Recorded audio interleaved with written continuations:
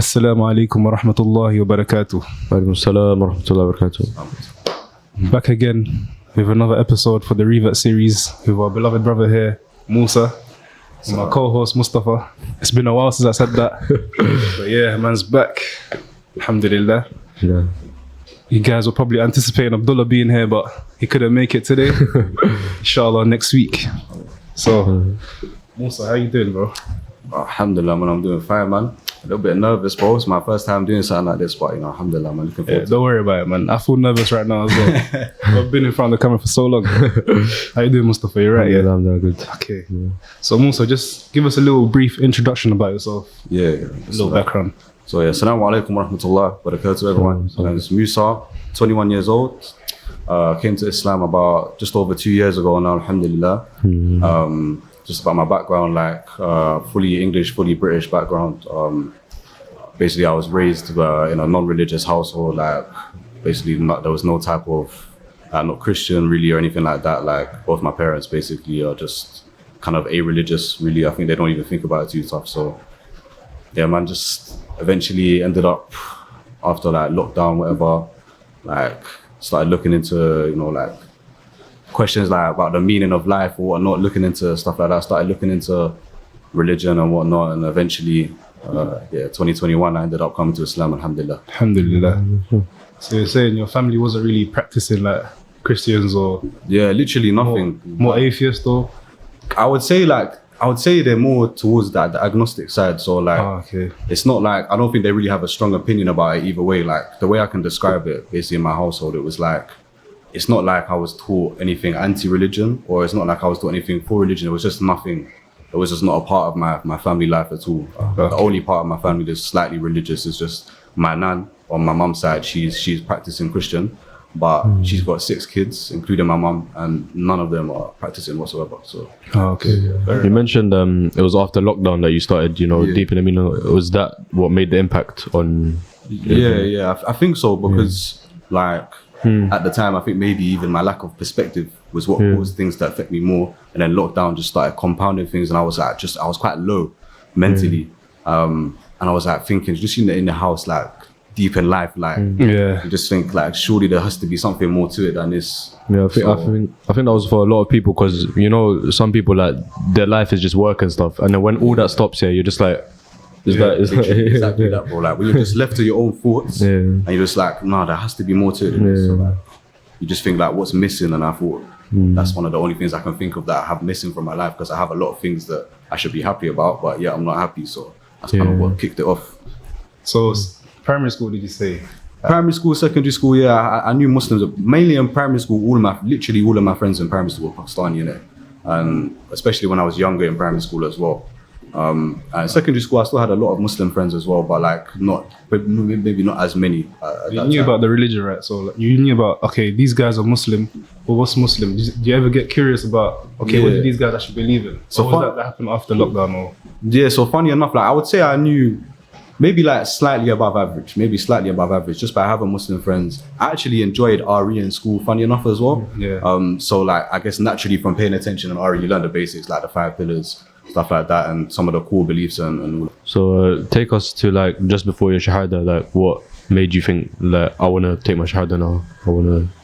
So it was a bit of an interesting one, that period of time in terms of leading up to me becoming Muslim. When I was researching Islam, it was a bit of an interesting one. A lot of it's kind of a blur, because I think that's my whole lockdown period, it's a bit blurred, to be honest. I can't even remember certain things did this happen before that, or did that happen before? I can't remember even too tough. But basically, to cut a long story short, I was essentially practicing Islam to an extent before I actually gave my shahada.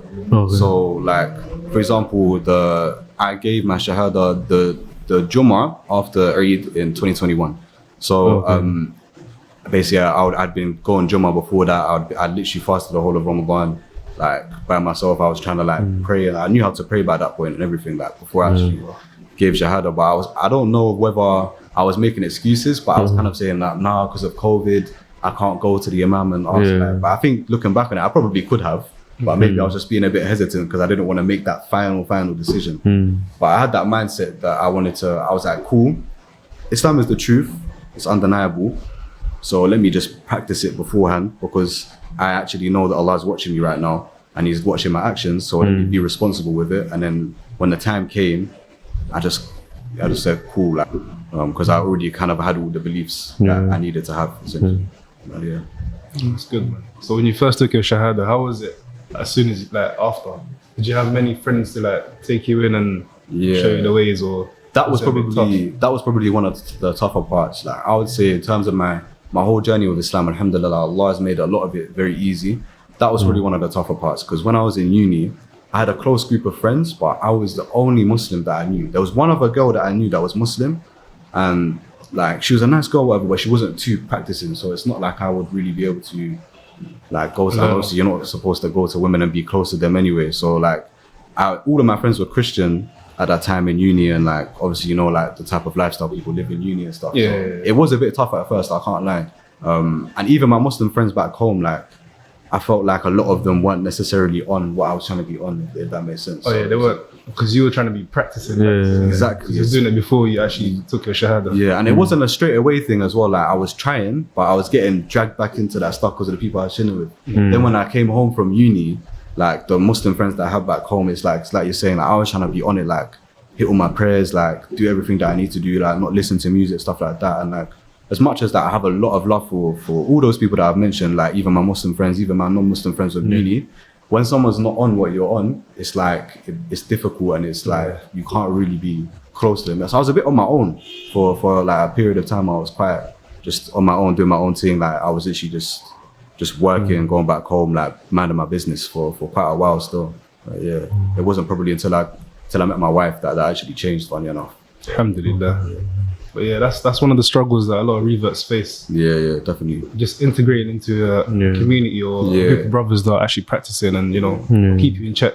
Yeah, but I think one mistake that I made, that like I would say to myself, if I could go back to myself then and give some advice to myself, one mistake that I made was, like, I think maybe I didn't even really try to reach out to people. Like, for example, if I maybe, like, because I would go and pray at the masjid, for example, like, I wouldn't really go and like talk to people in the masjid. I wouldn't go talk to the imam. Like, I wouldn't go like try and meet people. Like, do you know what I'm saying? I don't think maybe like I could have tried a bit more to actually actively find like brothers that I would be able to chill with, and that would be kind of on the similar thing that I'm on, that I could learn from and whatnot. So that's one bit of advice that I would give, is like, if you don't have like, if you don't have a close, like, or any type of circle around you of Muslims that are practicing Muslims, go out and seek one actively, because I promise you, like, if you go to a group of brothers and say, you know, like, I've just accepted Islam, I don't really have that many Muslim friends, I need some like practicing Muslim friends, they're gonna take you in like that. 100%. So yeah, it's very important, man. Even for the Muslims as well. Once you see like a Revert brother, reach out to them, just you know, welcome them, 100%. Bring them in. Alhamdulillah, man. Alhamdulillah. So you spoke about how your family dealt with it. Is there any like major backlash, like one time where it was like, oh, this is a bit deep? I think the music thing was the biggest thing. The music, because in my family, like, that's something that previously we'd like kind of bond over, like sharing music with each other and stuff like that, like listening to music together. Like I would say music was definitely a big part of my life before as well. Like I played a couple instruments before as well. Like, so it was a big part of my life. I enjoyed it a lot, and it was a way that my family connected as well. So that was a big thing. And I think probably I told them about it too early, in a sense that like it was almost immediate. Like I'm Muslim, and then media like, effective. yeah, literally. So I didn't ease them into it. So they were like, what, like how can that be, like what how can music be bad? Like, because before you're Muslim, like you will love it. Like you think like music is one of the best things, but like when you actually come to learn about it, you understand why it's like an intoxicant. It's like it's almost it's just as bad as like drinking alcohol or smoking something, because are you really in control of yourself when you're listening to music? It influences you in the way that you behave as well, the way you dress, the way you talk. So, but like I think that kind of made them perceive Islam in a way like, like this is just a religion where you can't have fun. Like they just want to like kill all the fun. So yeah, that was probably the biggest backlash, funny enough, out of everything. And I try not to complain about it too much here, because you hear about some horror stories, like people getting kicked out. Like literally it's like madness, like disowned by the family. And alhamdulillah, none of that happened to me, and I didn't expect it to be fair. But like my parents always kind of raised me saying like, whoever you are, whatever you choose to be, as long as you're happy, we're happy type thing.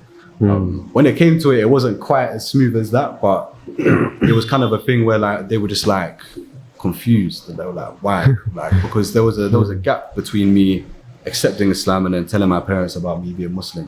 There was quite a big gap. So yeah, like they were just a bit like, they were baffled, and then like, no, like you're being a bit extreme with it. So it was actually kind of a bit like, at first they were like, okay, like we're surprised, but We'll see how it goes. that's you. But as it went on, it got a little bit tougher for a bit, and then now, alhamdulillah, we're in a much better place with that, in terms of like they're just kind of like, you just do your thing, like we don't want to know too much about it, but they've got, like the relationship's normal in terms of everything like that. It doesn't affect it too much. Yeah, an interesting question. Your name before was Max, right? Yeah, and now it's Max. Musa. So Yeah, alhamdulillah. you told us that there's an interesting story behind that. Yeah, so this is a funny one. So basically going back to that period of time I was telling you about, where I was Muslim, trying to practice, trying to learn, but I didn't really have like a circle around me at all.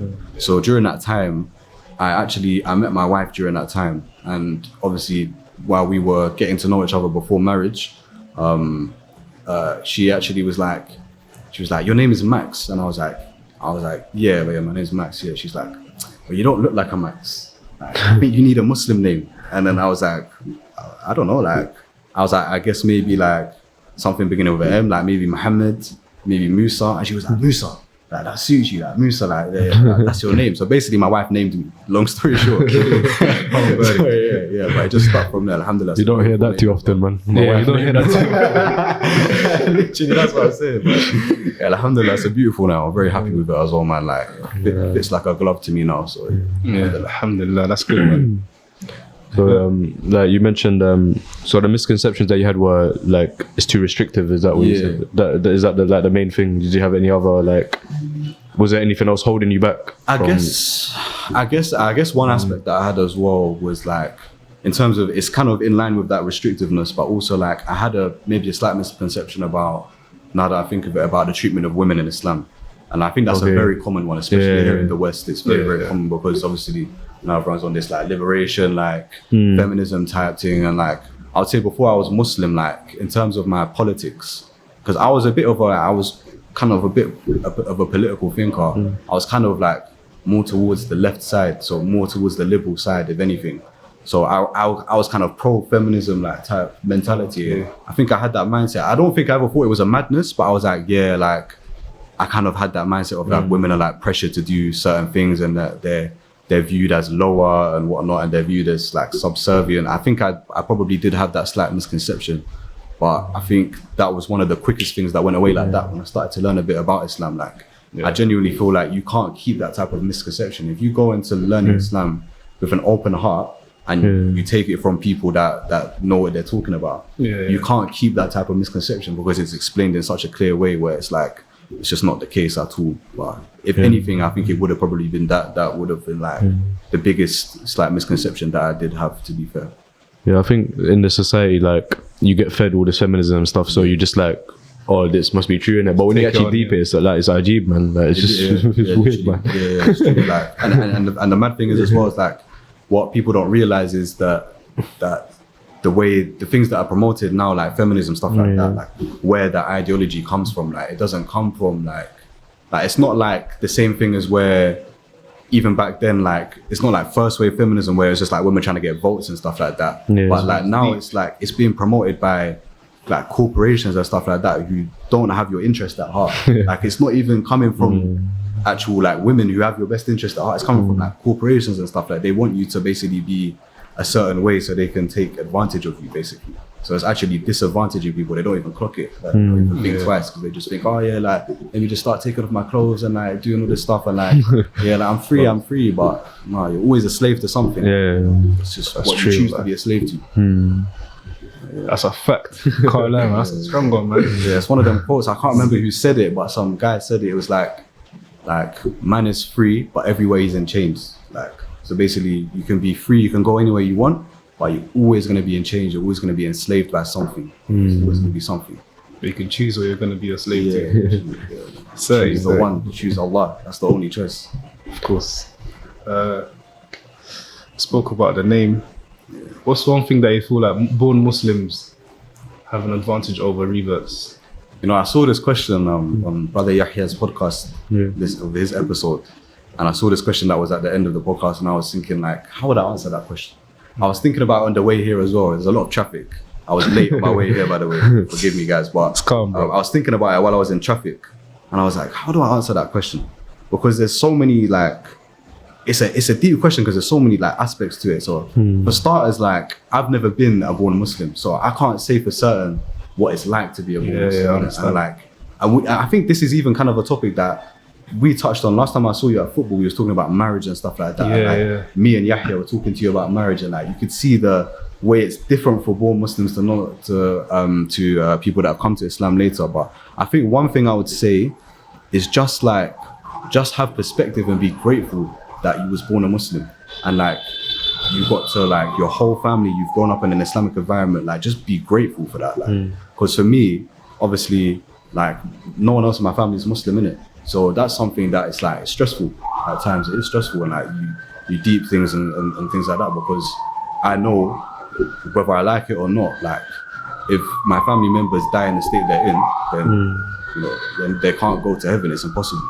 And like not having to worry about that, like in terms of like in sense that not everyone's guaranteed heaven. You're not guaranteed heaven if you're Muslim, but it's like I know that if they stay how they are now, they're not. But when you're in a Muslim environment, you're in a situation where everyone around you is Muslim, your loved ones are Muslim. That's not a stress that you have to have that like constantly thinking about when you're working and stuff like that. And also like in terms of your environment, it's not going to contradict your beliefs. So sometimes when I'm back home, like I moved out a while ago, so sometimes when I'm back home with my parents, my environment is contradicting my beliefs. So like I'm sitting and eating dinner with them, like they're drinking and they're listening to music. It's a very uncomfortable situation for me, and to be honest, it's at a stage where I try to avoid it, because it's like it's a bit and hard. it's not a nice feeling to be avoiding family, but that's one thing I'll just be grateful to have Muslim family, like from the off, because it's literally one of the biggest blessings, like from Allah, that people would not think about it too much. And like I wouldn't blame someone for not thinking about it, because your family's just there, innit? You wouldn't know that blessing because you're already born into a Muslim family, innit? Exactly. When it comes from a Revert, you can even actually in beat like Ramadan and stuff, like there's no iftar. Imagine no family iftar, bro. Like, that was literally my first, like, so crazy, this Ramadan just passed. It was my first Ramadan when I had anyone like around me. So like first 2 times completely by myself, every time brought my fast by myself, like, everything. I was just on my own, like, and like as much as I'll try not to complain, because at least alhamdulillah I'm Muslim, like, that's the biggest thing. But at times it is a bit like like Gets I'm hard, just in my, like, I remember being in my uni accommodation. So it's a situation where like you're in a flat and there's like 7 rooms in that flat, and each student has their own room, and there's like a communal kitchen area.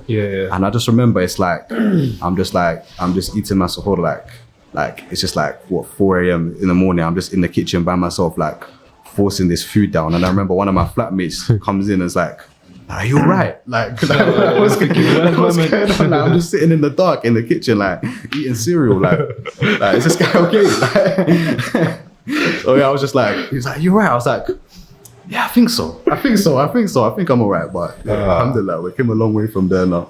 Yeah, definitely. That's one blessing that you have from young if you're born Muslim, 100%.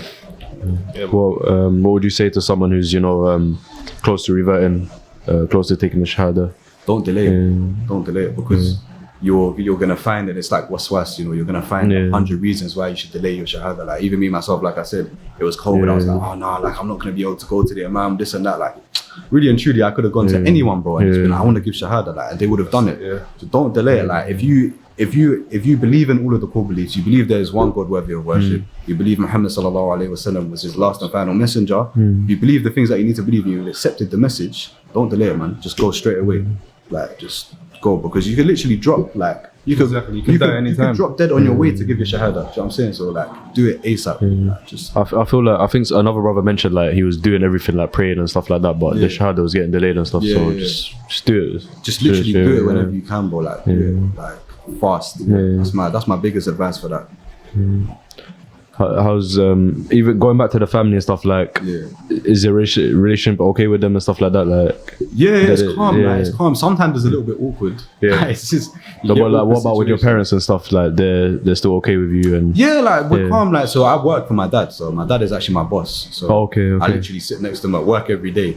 So like I see my dad a lot. The relationship's good, as good as it's ever been, to be honest. If anything, better, because before I came to Islam, like I was saying, I was in that kind of low place mentally. I think I was very like secluding myself from my family, like isolating myself off, like, and like I even like, bro, I like, it makes me upset even to think about how I treated my family at times as well, especially back then, because I didn't have that belief in consequence before that. So like, I feel like my whole way of thinking was off. So like, if anything, it's improved in some ways since I've become Muslim, and like since they've started to adapt to it, and it's just kind of like, I think that's normal now. Like it's calm, like it's calm, alhamdulillah. And I think, to be honest with you, I think that's something that, as an atheist coming from a non-religious background, I think in some ways it's easier, because they don't have a belief in the hereafter. They don't have like something which they're like proper consigned to, innit? So if they was Christian, then it might even be tougher. But because they don't have a contradicting belief in that area per se, they just don't have a belief in that area. It doesn't cause conflict in that way. But it's just sometimes a little bit awkward, is the only thing I would say now. Have you ever tried like giving da'wah to them, explaining to them, or small, like it. Like I say stuff to them, like I drop it here and there, like like my dad will maybe say like, oh yeah, when I'm older, this is, and I'm like, yeah, you'll be Muslim by then. He'll just laugh it off, like, whatever. But I do try to talk to them, so like, especially one-on-one as well. Like I think that's the best way to do it in my family anyway, because I don't want it. You don't want it to turn into a big debate, like going across the dinner table, whatnot. But when I'm one-on-one, I do try to give da'wah, not just to my parents, but my whole family. So like my mom, like, she's definitely had that misconception about the treatment of women. And I try to basically say to her like a couple times, like mum, like tell me some of the things you think about Islam and like women in Islam. Like, tell me, and I can like talk to you about it. Like, obviously I'm not a sheikh, I don't know everything, but like I can say the things that I've learned and some of the basic things that I know. And like I feel like sometimes I get somewhere in the conversation sometimes, but then like it's almost as soon as I get somewhere, she wants to like cut it off. But like as well, like I'm very close to my cousin, so my mum's got an identical twin, and then her identical twin married my dad's best friend from childhood, and she's got 2 sons, so I'm very, very close to them. Our family's just tight. So I try to give da'wah to them as well, like, and my nan as well. Like my nan is a bit older now. She's 90 years old, and she's the one that's Christian. So recently my wife and I went to visit my nan. She lives far away, like she moved out of London a long time ago. She's far away, so we drove there to go visit her. It was like a 3-hour drive. We drove to go visit her and whatnot, and I gave her a copy of the, the clear Quran, the English one.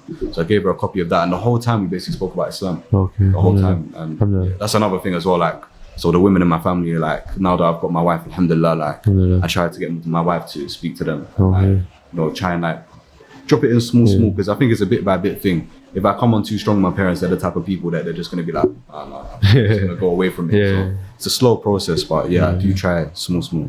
I think character is a big thing as well. Like if you see changes in the way you behave and stuff, then they'll Like akhlaq is the biggest thing, is the biggest da'wah to your non-Muslim family. Like I think people have heard that 100 times before as well, but it's so true. Like, and that's one thing that I think like you can always improve on as well. Like no one has perfect character, like other than the Prophet Sallallahu Alaihi Wasallam. No one can say they have perfect character. That's something you could always look to improve on, like 100% of the time. Sorry, brothers. But I think one of the reasons why akhlaq plays a big part is because they might not agree with like Islamic stuff, innit? But manners, you can't really go against manners. It's universal, bro. It's universal language. So once you invite them with manners, then you can start feeding them small. 100%. Da'wah, 100%, bro. 100%. Alhamdulillah, man. We slightly spoke about culture, innit? So how do you feel like, let's say for example, if inshallah you get kids, Inshallah. the culture, how would you raise your kids with Islamic culture, and then your family's a bit, It's a weird one because my wife is Nigerian, so my wife is Yoruba. And like and I'm quite close with all of her family as well, like so that's like one side of it, I guess. Like the kid's gonna be influenced by that side of the culture, but then also you got the English side. To be honest with you, I think in terms of like an English culture and like raising my kid in that, it's difficult because basically most of English culture is like drinking culture. Like, especially in my family as well, that's the case. So to be honest with you, I don't really intend to keep them close to that. Like they're gonna know my family and be close to my family. But in terms of that, like I just think the main thing that I would always just prioritize to them is like just Islam is before everything else. Like you don't have to abandon your culture. Like, for example, like Completely. me and my family, we like to crack jokes with each other in it, like and being sarcastic. I guess that's kind of part of English culture, right? You don't have to abandon that. Obviously, there's a way to joke and correctly joke, but you don't have to abandon everything. But just keep the parts that don't contradict Islam. But anything that contradicts Islam, then just stay far away from it. Yeah, and it goes to the same thing for the other side as well. I think it's a little bit easier because that side, they're Nigerian, but they're all born Muslim. So like, it's kind of ingrained in their culture a little bit more. So there's even like practices that's within their culture which are the same as Islam, like naming ceremonies and stuff like that. Like it kind of fits more. So I guess but it's the same for both sides. Like, just the things that don't contradict Islam, then alhamdulillah, like that's just a blessing. But things that do contradict, you just do away with it regardless. Yeah. Alhamdulillah. Any final advice for the viewers? Yeah, my advice, and this is advice that I give to everyone. Yeah, like I can't go 2 sentences talking to a brother without mentioning marriage. Yeah, so this is my advice to any young brother out there. If you're Muslim, if you're just looking to become Muslim, like, don't delay in terms of looking for a wife, because this is something that we've even been told by the Prophet ﷺ, like he advised us to get married young. You know what I'm saying? So, and that's one thing that, like, I think it's starting to get more. Like, I think people are starting to get married young more. It's more prevalent now, isn't it? Yeah, but even still, I think it should be even more. Like I'd say, just like if you're already young Muslim, or if you're looking into Islam and you become Muslim, like, don't delay marriage, because marriage is a big blessing, and especially if you pick the right wife as well. Like, so I know for me and my wife, like, alhamdulillah, like my wife she's like a powerhouse in the deen. Like, her man is strong, but like nothing can shake her man. When you're married to someone like that, like it's like a big blessing, and it's a big motivator as well. When you look across to your wife and you see like she's doing her thing, that makes you like motivated to keep doing your thing as well. So, and there's 100 more benefits to marriage as well, and especially in terms of like avoiding fahisha and avoiding zina as well. Like, it's prevalent among young people, young boys and girls as well. So marriage, man, prioritize marriage. That's my big advice. And don't delay it. Yeah. That's a unique advice from Mustafa, take that advice. Alhamdulillah. Jazakallah for coming down today, bro. Like, it was a nice talk. Yeah, it's nice to Inshallah, the viewers benefit from it as well. Inshallah ta'ala, Leave down in the comments if you got any other questions you would like to ask our guests for future episodes. That being said, Assalamu alaikum wa rahmatullahi wa barakatuh. Wa alaikum assalam wa rahmatullahi wa barakatuh.